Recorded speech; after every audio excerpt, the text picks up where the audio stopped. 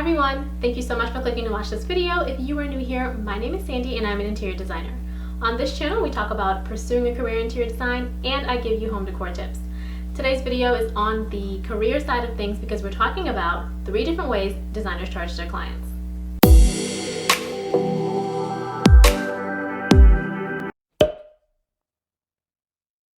Alright, so I want to make it clear that this video is just kind of an introduction to charging. These aren't the only 3 ways that designers charge their clients. There's tons of different ways. Do what's right for you. But these are 3 pretty common ways, and I also didn't want this video to be too long. So I'm going to go over each type and the pros and cons of charging someone that way. Today's video is also sponsored by our friends at Found, but more on them later. The first method of charging your clients is hourly. We're all really used to this. Everyone knows hourly. It's how you get paid when you're working for someone else. And now that you're working on your own, you can also continue to charge someone hourly. You just need to decide what your hourly rate's going to be, and then however long the project takes you, you bill your client, right? Now, pros to charging your client hourly is you're always getting paid for your time. Every single time you have to look at something, every time you have to redo something or pick out a different piece of furniture or pick out a different paint color or talk with a contractor or have a small call with them when they're, on the phone worried about a particular selection, every single thing is paid for, all of your time. Now, some cons, this one's more of a challenge, I'll say, not necessarily a con, is that you need to decide how often that client is going to pay you. Yes, you're getting paid for all of your time, which is great. However, is the client paying you every week? Are they paying you every 2 weeks? Are they paying you once a month? You have to constantly track your time, send them an invoice, and have them pay that invoice throughout the entire process that you're working with them. So you just have to figure out how that works for you, and a lot of people do charge this way. Now, a con to charging this way is that the client might start micromanaging your time.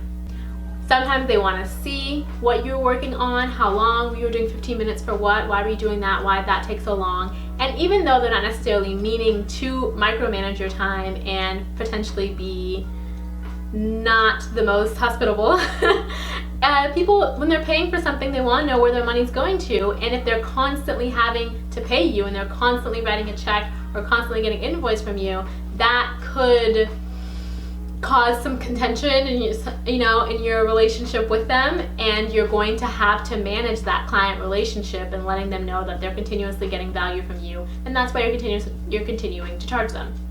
Another way to charge your clients is with a flat fee.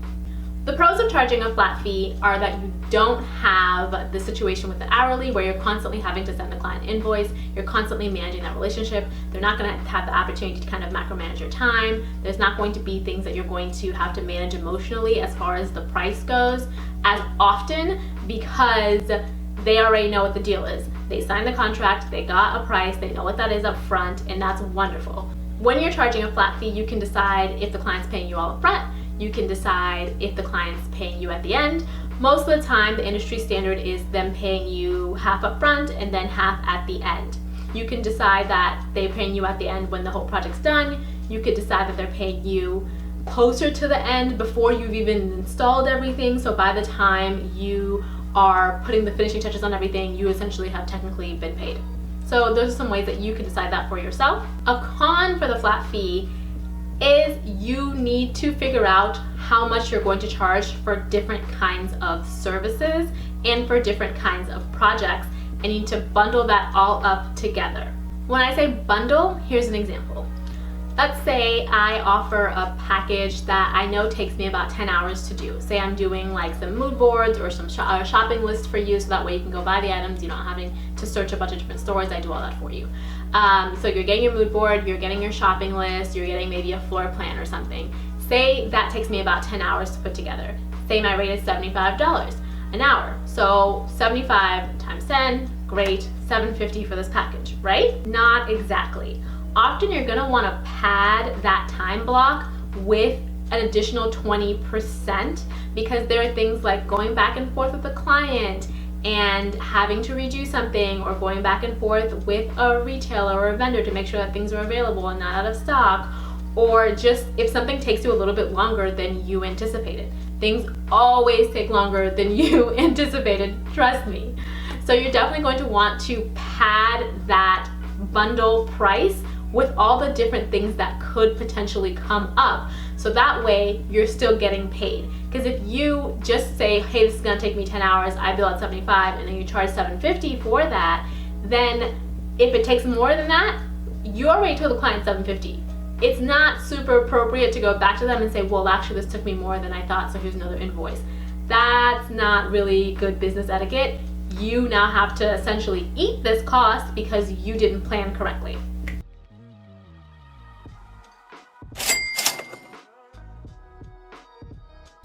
There are so many good things for me to tell you about Found. I'm gonna touch on a few of them, but the link is down below if you wanna sign up. Every new entrepreneur should have a Found card. Trust me, you need it. Here's why. When you're starting a business and you're charging people however you're charging them and you're collecting money, you need that to go into a business bank account, and you should definitely check out Found for that option. Found is not just a business bank account, but they also keep track of your bookkeeping as well. Amazing. When I was looking for a business bank, I'm really happy I landed on them because they were the only service that I knew. Not only did I keep all of my business expenses coming out of one area, but there's also a bookkeeping service attached to it. So every time it swipes something, it's like, oh, it categorizes it as travel or food or rent or office equipment, whatever else is that you need for your business. So at the end of each quarter, I get a full report of how much I spent, how much came in, and it's all categorized, and you can just give that over to your accountant and bada boom, your business taxes are done. Not only do I get to hand that report over to my accountant and they just take care of my taxes for me, Found takes taxes out of the money that you're receiving and puts it aside in a tax savings account. That way you don't have a huge tax bill at the end of the quarter or the year, whenever it is you do your taxes. This feature was like the selling point for me. I was like, what? You're gonna take out the taxes for me already? Bet. Trying to figure out your taxes is so hard when you become an entrepreneur. You're like, oh, okay, so then I take out this much for self-employment, and then that percentage for the state, and then that percentage for the federal government, and then there's this tax and that tax, and the limit does not exist. It's so much. It is so much to freaking try and do by yourself. And the fact that this company does it for you automatically, and the card is free, okay? Free, F-R-E-E, is amazing. Please, if you are a new entrepreneur, you definitely want to check this out because it is a great tool for those of us who are just getting started in our businesses. A third way designers can charge their clients is to upcharge on furniture. Designers are able to upcharge their clients on furniture because designers get different pricing than the average consumer. Let me explain. So what's really important to note about upcharging clients on furniture is that you're either going to be getting that furniture from a vendor or a retailer. Vendors and retailers are different. Retailers sell to the public, all right? So anybody can come in the store and walk and buy, or they can go online. Vendors sell directly to people who have businesses. It's a business-to-business sale.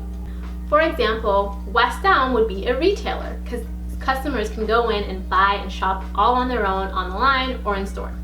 But if I go to a place like Meridian, which is a vendor, Meridian does not sell to consumers. So I can't go into their store and just buy whatever I want. I have to have a business and I have to have an account with them. And when you go on their website, you can only see furniture items, but there's no pricing at all whatsoever. You have to log in to view any pricing. Oftentimes, designers most likely find things cheaper at a vendor than at a retailer. Because retailers also sell to the public, their discounts aren't always as steep. So for example, at West Elm, I believe it's like 20% or 25%, something like that. Vendors sometimes will have things for like 40% off or even 50% off. Even though they don't sell to retail specifically, they do have a suggested price for what it would be retail. So if I buy something for $10 at a vendor, I'm going to be selling it for most likely $20. Now, when you upcharge the client, you have to decide how much you're going to upcharge. So although vendors often recommend that you do 2 times the price, you could choose to only upcharge 20%. You could choose to upcharge 30%. Some designers want to pass their discount on to their clients, so they'll just shop for their client and pass it on to them however they want. And that designer is normally also charging by that project or hourly or however they're doing that. Some designers will upcharge the client 20% on top of whatever their hourly fee or whatever their flat fee is. But the reason that the client would want to agree to this is because they can't get the item from the vendor anyways. They can't go online and shop. They aren't going to see it, any pricing. The vendor won't sell to them because they either don't have a business, a store, or anything like that. If they're only getting the item through you and they can only get it that way, then they really kind of don't really have any options unless they want to start a business and buy it on their own and get a business license and go through that whole thing. And most people are not willing to do that just to save a couple $100 on furniture. When upcharging clients on furniture, this is normally because you're doing the purchasing for the client. This is important to remember. If you decide to do the purchasing for the client, you have to total all the furniture that they're going to need, every accessory, everything that they're going to need. You send them an invoice, they pay you, and you take that money and you pay whoever the vendor is, or whoever the retailer is. Whatever the difference is, however much you upcharge them, you would then pocket that. So if I'm selling you a sofa for $900, but I only pay $800 for it, I then pocket the $900. Make sense? And when you're purchasing for the client, you're either purchasing as part of a project.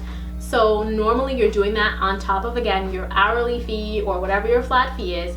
Or there are designers who offer strictly procurement services where they're only doing a furniture purchasing for you because you know you can't get it from somewhere else because you don't have a business, but the designer does. So they're basically just upcharging you 20 or 30%, and you can't get it for that cost anyhow. So you're gonna pay 20-30% and the designer's gonna pocket that, and that would be how they make their money.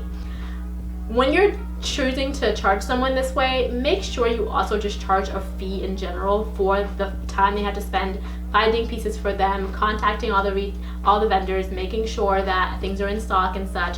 Because if you're only going to pocket money based off of the difference of what you're charging them, then and they decide not to buy a piece, then you're out that money and you spent all that time looking up that item. So make sure that if you're choosing to offer just a purchasing service or procurement service, that you're also charging a fee just for the service in general, and then pocketing additional money for the difference in price that you're charging. To wrap up today's video, you can charge hourly, you can charge a flat fee, and you can upcharge on furniture. Those are 3 different ways to get paid. And do not forget to pay taxes on whatever you're getting paid. And our friends at Found have made that really easy for us. If you have any questions, please comment them down below. If you like this video, please make sure to hit that subscribe button, put a ring on it like I always say. All right, you guys, if you like it, put a ring on it. You're out here playing the field, watching all these other channels, being a single girl out here in these streets, but you need to commit to me and my channel through the form of a subscription. Subscribe to me. That's what a marriage is, just an eternal subscription. Truly, really, that's what it is. So just subscribe to me, all right?